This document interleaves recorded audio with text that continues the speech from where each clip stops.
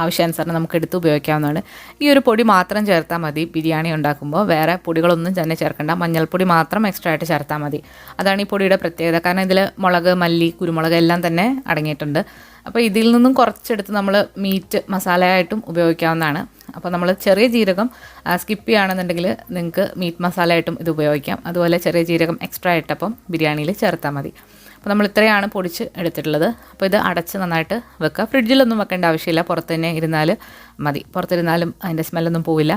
അപ്പോൾ നല്ല ടേസ്റ്റി ആയിട്ടുള്ളൊരു ബിരിയാണി മസാല പൗഡറിൻ്റെ റെസിപ്പിയാണ് നമ്മൾ ഇന്ന് കണ്ടത്. അപ്പോൾ ഇതൊക്കെ എല്ലാവരും തയ്യാറാക്കി വെച്ചാൽ നമുക്ക് ക്രിസ്മസ് ആകുമ്പോഴത്തേക്ക് വളരെ ഈസി ആയിരിക്കും. അപ്പോൾ എല്ലാവരും ഒന്ന് ട്രൈ ചെയ്ത് നോക്കുക. പുതിയ റെസിപ്പി വീഡിയോകളുമായിട്ട് നമുക്ക് വീണ്ടും കാണാം. താങ്ക്